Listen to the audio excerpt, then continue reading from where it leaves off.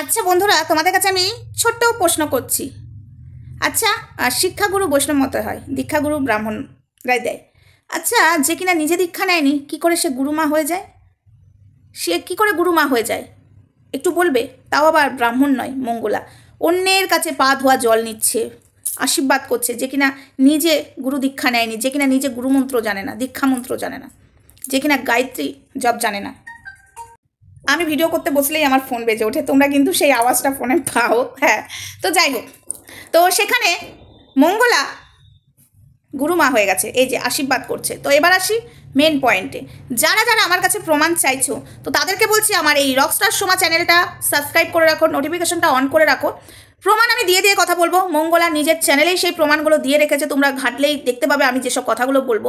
এবং তোমরা যদি কষ্ট না করতে পারো আমি এনে দেবো, কোনো ব্যাপার নেই। কিন্তু তোমরা আমাকে বলো না তুই মিথ্যা কথা বলছিস, একদমই না। আমি কালকে ওই যে গুরুমা সেজেছিল, পা ধুয়ে দিচ্ছে, মুছে দিচ্ছে, এটাও আবার গুরু বাবা সেজে গেছিলো, ওই মঙ্গলার স্বামী স্বামী, বুঝেছো? তো গুরু বাবা সেজে গেছিলো। আমি বুঝতে পারছি না যারা নিজেরা দীক্ষা নেয়নি তারা কি করে অন্যের গুরুমা গুরু বাবা হতে পারে। আরেকটা কথা বারবার বোঝানো হয় যে সাধক বামাখ্যাপার সঙ্গে, ঠিক আছে, তুলনা করা হয় মঙ্গলার।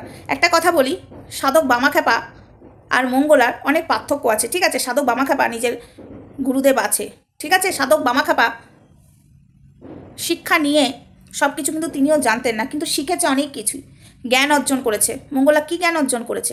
তাই বলছি আমাকে একটু বোঝাও তো তোমরা, যে মঙ্গলা কী করে গুরুমা হতে পারে। একটু তোমাদের কাছে প্রশ্ন ছুড়ে গেলাম, ঠিক আছে? গুরুমা কী করে হতে পারে? নিজেই তো সে ব্রাহ্মণ নয়, ব্রাহ্মণরাই গুরু দীক্ষা দেয়, তাই তো? আর শিক্ষাগুরু বৈষ্ণব মতে হয়, তাই তো? বৈষ্ণবরা দেয়। তাহলে মঙ্গলা কী করে শিক্ষাগুরু বা দীক্ষাগুরু হলো, একটুখানি আমাকে বলো। তোমাদের কাছে প্রশ্ন চলে গেলাম। ভিডিওটা বেশি বড় করছি না, এই চ্যানেলে আমি ছোটো ছোটো করেই ভিডিও দেবো, বড় ভিডিও দেবো না। বড় ভিডিও আমার সোমা ওয়ার্ল্ডে তোমরা দেখতে পাবে, আর ছোটো ভিডিও রকস্টার সোমাতেই দেখতে পাবে। তো তোমাদের কাছে এইটুকুই অনুরোধ রইল, একটুখানি আমাকে তোমরা জানিও মঙ্গলা কী করে শিক্ষাগুরু বা দীক্ষাগুরু হয়ে গেল। ওকে, পা ধোয়া জল, আহা, ভগবানের কোনো দিন কৃষ্ণকালী মায়ের চরণামৃত্যু তোমরা খেয়েছো? তাকে এরকম করে আদর যত্ন করেছো? তোমরা যে কত বড় পাপ করছো তোমরা নিজেরাও জানো না। আমার বেশি কিছু বলার নেই, এটুকুই বললাম।